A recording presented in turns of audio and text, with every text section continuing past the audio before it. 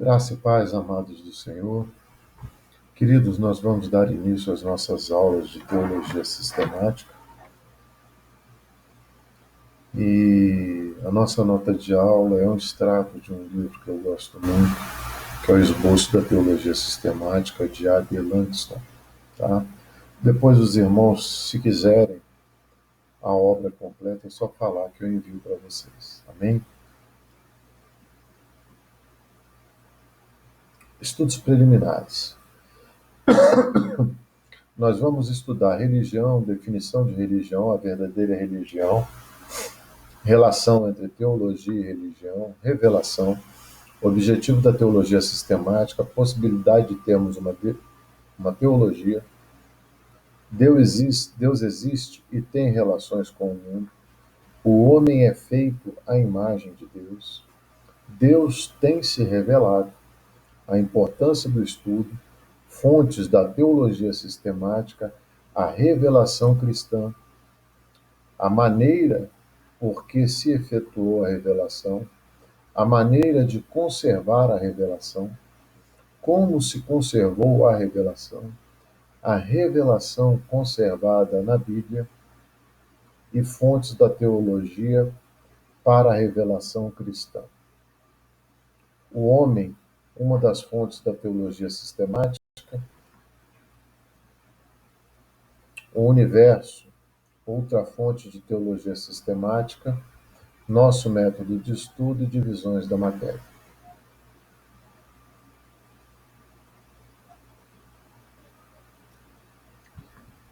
Há certos estudos que não pertencem apropriadamente à teologia sistemática, mas por se relacionarem muito de perto com ela, necessário é fazê-los a fim de melhor se apreciar o curso teológico. Convém, por isso, que adquiramos algumas noções dos referidos assuntos relacionados com a teologia sistemática, para que tiremos o devido proveito dos estudos que ora iniciamos. Nosso intuito nesta parte introdutória é somente tratar das coisas essenciais à boa compreensão e um bom preparo do trabalho que se vai seguir. Depois de conhecidos estes pontos, poderemos, mais desembaraçadamente, entrar no estudo propriamente dito de teologia sistemática. Religião. A teologia está relacionada com a religião, assim como a botânica com a vida das plantas. Sem a vida das plantas, não poderia haver botânica. Sem os astros, seria impossível a astronomia. De igual maneira, é impossível a existência da teologia sem a religião. Aquela é uma consequente desta, e, portanto, necessário que tenhamos uma ideia clara da religião, pois dela depende a teologia. Sem o entendimento claro de uma, não se pode conhecer bem a outra. Consideremos então a religião. A religião é a vida do homem nas suas relações sobre-humanas, isto é, a vida do homem em relação ao poder que o criou, a autoridade suprema acima dele e ao ser invisível com quem o homem é capaz de ter comunhão.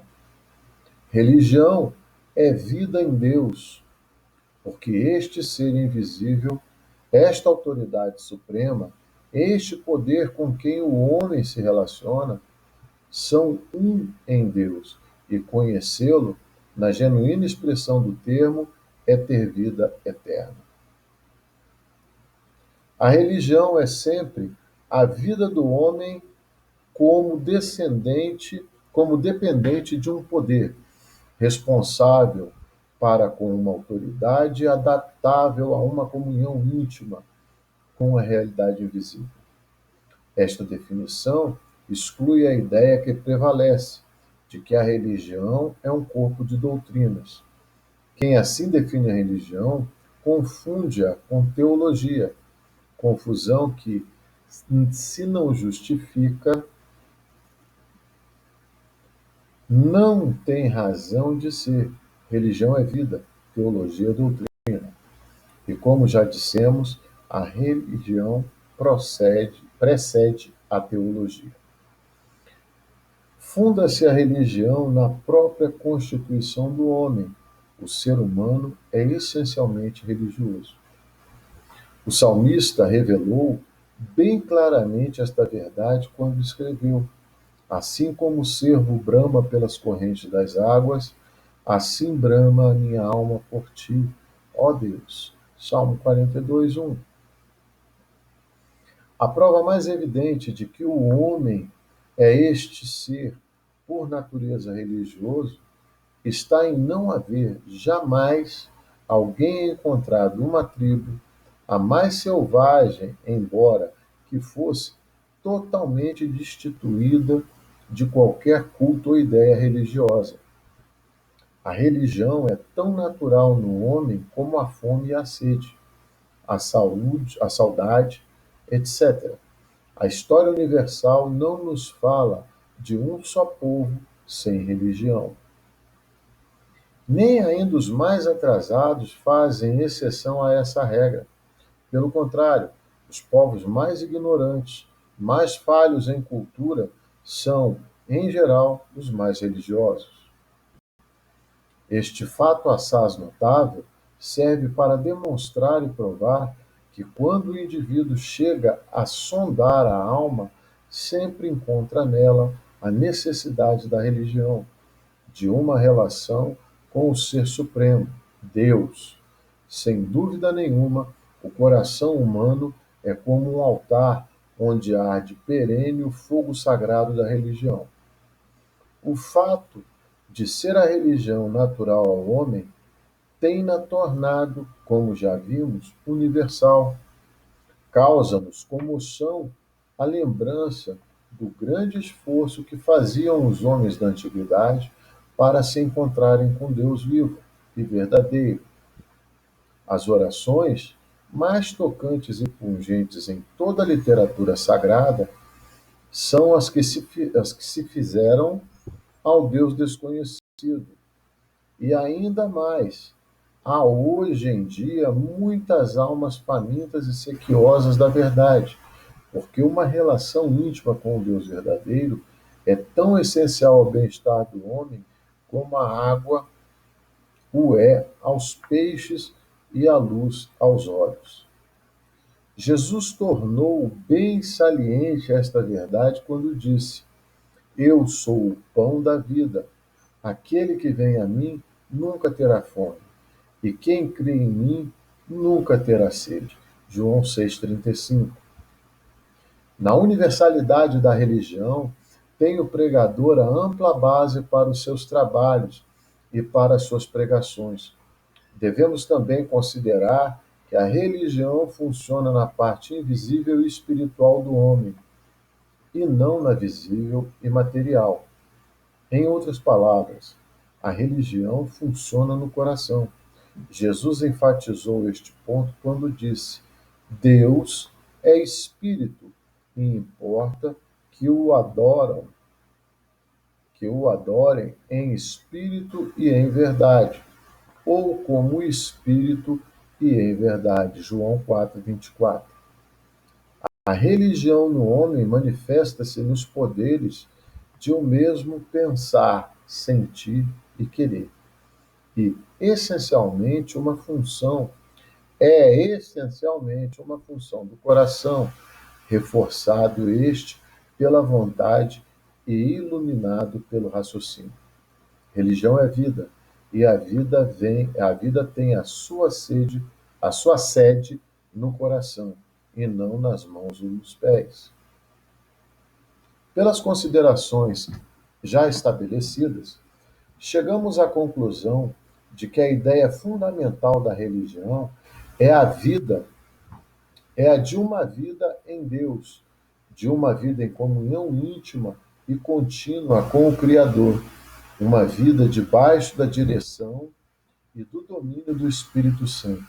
O apóstolo Paulo escreveu assaz esta verdade, dizendo: porque nele vivemos e nos movemos e existimos. Atos 17:28.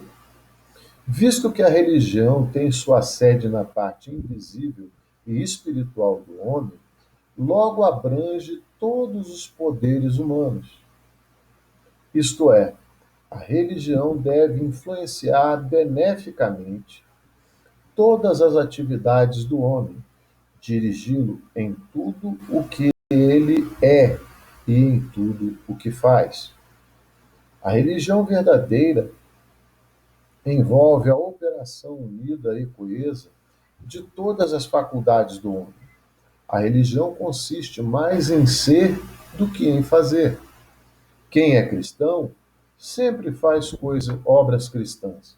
Porém, quem faz obras cristãs nem sempre é cristão. Pode alguém contradizer-nos, alegando que enfatizamos a parte espiritual do homem em menosprezo do corpo e de seus atos, em se tratando de religião? Porém, não é assim. O corpo é servo do espírito, e se o espírito for bom e reto, o corpo poderá cumprir satisfatoriamente as suas funções religiosas. Mas se, ao contrário, o espírito não for bom e reto, os atos praticados em nome da religião não têm nenhum valor. Ainda que distribuísse toda a minha fortuna para sustento dos pobres, e ainda que entregasse o meu corpo para ser queimado, e não tivesse amor, nada me aproveitaria. 1 Coríntios 13:3. Tudo que o corpo faz não é essencialmente religioso, pois a religião é do espírito e não do corpo. Dissertando a este respeito, disse o apóstolo Paulo: ainda que eu tivesse o dom de profecia e conhecesse todos os mistérios e toda a ciência, e ainda que eu tivesse toda a fé, de maneira tal que transportasse os montes, e não tivesse amor, nada me aproveitaria. 1 Coríntios 13:2. Qual é, neste caso, o valor que se deve dar aos atos praticados pelo corpo? Nas passagens que acabamos de citar, temos a resposta. Quando haja harmonia perfeita entre o espírito reto e os atos exteriorizados pelo seu corpo, então os atos têm valor religioso. Mas o valor religioso é relativo, não intrínseco. Atos religiosos são como a nota promissória, que só tem valor quando assinada e rubricada por pessoa idônea.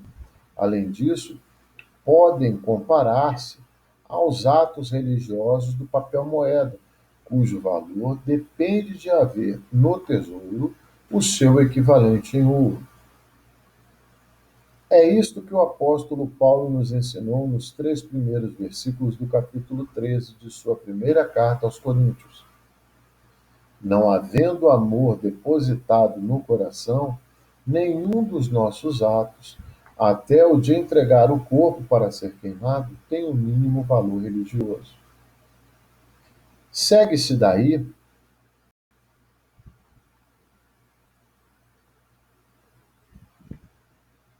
como já se disse, os atos do corpo têm apenas valor relativo e não intrínseco. Todos os seus merecimentos lhes são emprestados do coração. Os atos servem para exprimir a condição do espírito, pelo que o seu valor é apenas declarativo, não intrínseco. O essencial em religião é o estado da alma ou do coração. E todas as nossas ações, como já o dissemos, são os meios pelos quais se revelam as condições do homem interior.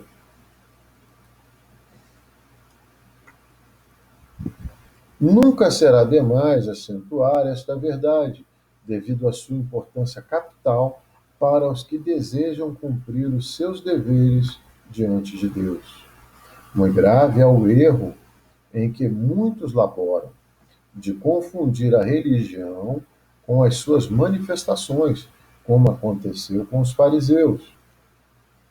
E então lhes direi abertamente: nunca vos conheci, apartai-vos de mim, vós que obrais a iniquidade. Mateus 7:23.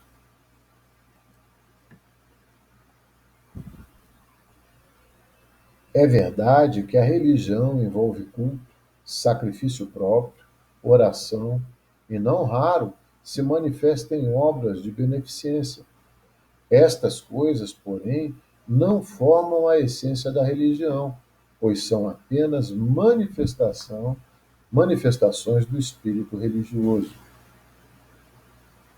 A glória da religião não se acha naquilo que podemos fazer e fazemos, senão na realidade de um Deus bondoso e misericordioso e numa comunhão íntima entre ele e o homem. Reiterando o que já dissemos, a religião é vida em Deus, que se manifesta em obras várias, para benefício da humanidade e para a honra e glória do Criador. A religião é verdadeira na proporção em que possui e realiza a ideia da personalidade de Deus e das suas relações com o homem.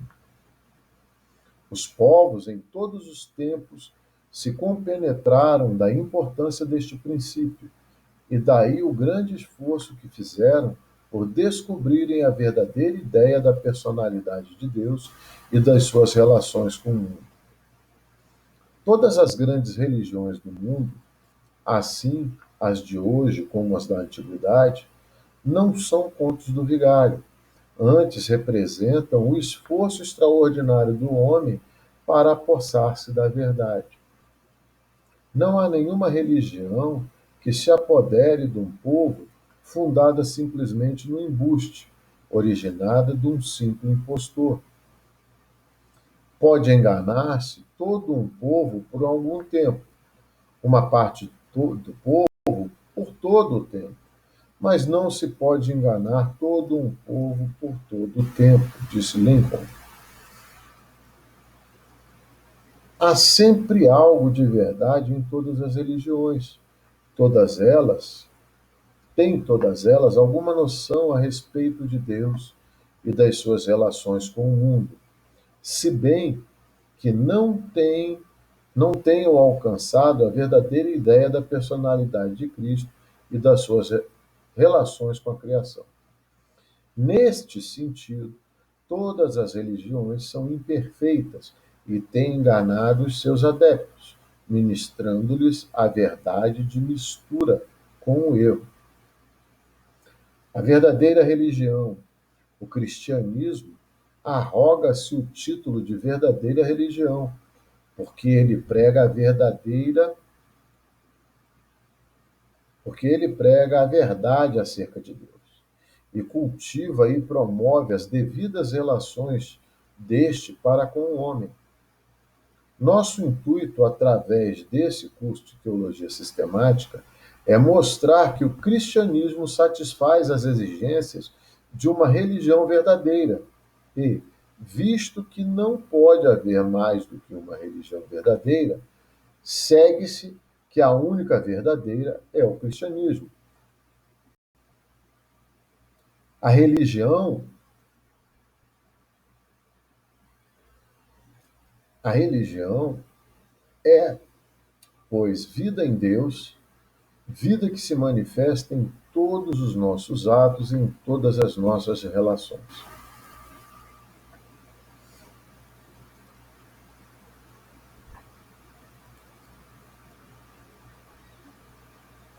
A relação entre teologia e religião. A teologia estuda aquilo de que a religião é a realidade. A religião, como já observamos, é a vida em Deus, a vida em que tomam parte ativa o intelecto, a vontade e as afeições. A vida religiosa envolve o homem em todo o seu ser, e os fatos apurados das suas experiências com Deus no transcurso da vida constituem a sua teologia. O homem é um ser que reflete, que pensa sobre as suas experiências. A teologia é, portanto, coisa necessária e natural. O homem não pode deixar de ter uma teologia, salvo se ele deixar de meditar nas experiências mais sublimes e mais preciosas desta vida. Achamos, por exemplo, no livro de Gênesis, a narrativa de uma das augustas experiências de Abraão com Deus. Experiência essa em que Abraão aprendeu uma preciosa verdade ignorada, talvez até então. Ele aprendeu que Deus é um Deus provedor. O Senhor proverá, dizem as Escrituras no verso 14 do capítulo 22 de Gênesis. Ora, o que Abraão aprendeu naquela ocasião tornou-se pelo menos uma parte de sua teologia. Gênesis capítulo 22, versículos do 12 ao 14. Os salmos estão repletos do registro de experiências idênticas à de Abraão e das reflexões do salmista a respeito delas. Esta é uma das razões do valor do livro dos Salmos. É na experiência que o homem aprende melhor e mais facilmente. A nossa teologia compõe-se, então, em parte, das nossas reflexões em torno da nossa experiência com Deus. O Senhor é o meu pastor, nada me faltará. Deitar-me faz em verdes pastos. Guia-me mansamente a águas muito quietas. Refrigera a minha alma. Guia-me pelas veredas da justiça, por amor do seu nome. Ainda que eu andasse pelo vale das sombras da morte, não temeria mal algum, porque tu estás comigo. A tua vara e o teu cajado me consolam. Que belas experiências e que bela teologia! Além das nossas experiências, a nossa teologia consta também das revelações de Deus. Deus é muito mais do que podemos experimentar. Se se iluminasse, portanto, a nossa teologia, perdão, se limitasse, portanto, a nossa teologia exclusivamente àquilo que podemos experimentar de Deus, sem dúvida seria ela muito deficiente. Baseando-a, porém, nas nossas experiências da revelação divina, ser-nos-á possível chegar a um conhecimento muito mais elevado deste assunto. A teologia é, então, um estudo acerca de Deus, baseado na experiência do homem com Deus e na revelação divina. Trata-se na teologia não só da pessoa de Deus, mas também de suas relações com o universo. Vê-se logo que é estudo vastíssimo, abrangendo, de certa maneira, tudo quanto existe, porque todas as coisas se relacionam com Deus. Vejamos revelação.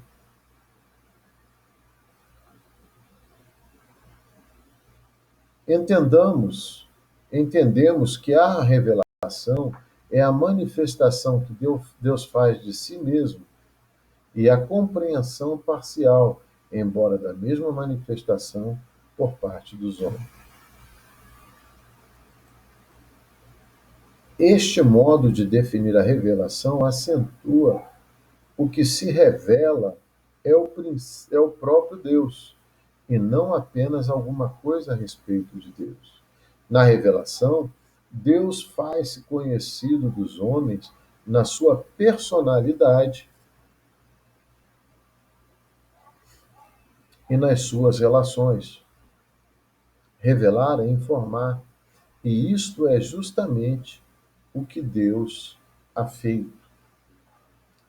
Fez conhecidos seus caminhos a Moisés e os seus feitos aos filhos de Israel. Salmo 103, verso 7. Deus informou ao homem acerca da sua pessoa e das suas relações com a criação. Não nos esqueçamos de que o centro de toda a revelação é a pessoa de Deus. Jesus frisou bem esta verdade quando disse que veio revelar o Pai. Quem me vê a mim, vê o Pai.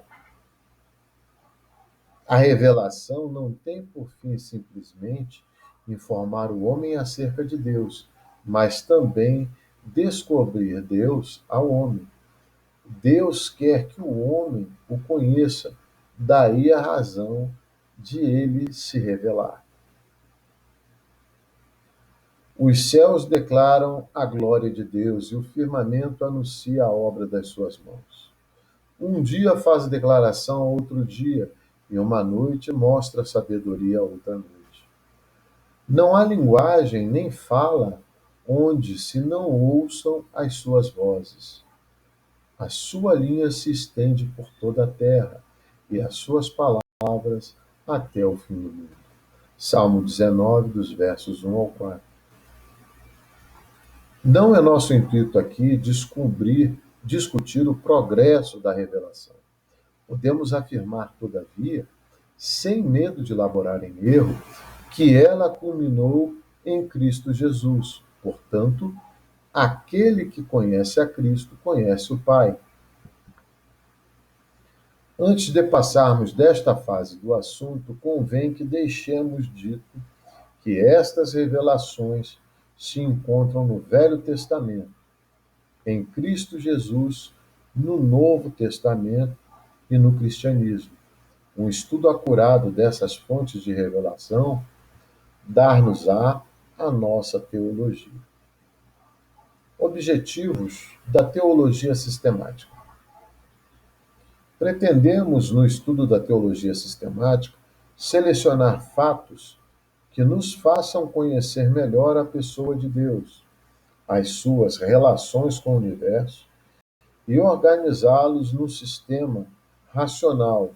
Não se encontra na Bíblia uma teologia sistemática já feita e ordenada, mas encontram-se os fatos com os quais podemos organizá-la, dar-lhe forma e sistematizá-la.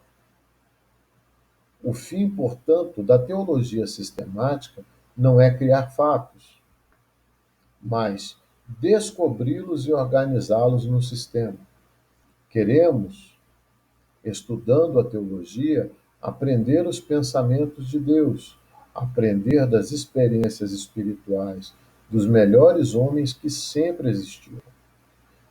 Neste e tudo somos como arquitetos ocupados na construção de um grande edifício, mas ao invés de trabalharmos com pedra, cal e tijolos, utilizamos-nos de tudo quanto Deus tem revelado e de tudo quanto o homem tem experimentado das coisas divinas e celestiais.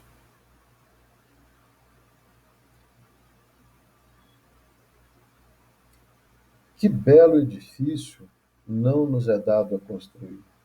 Devemos, devemos exortar-nos a nós próprios com as palavras de Paulo a Timóteo.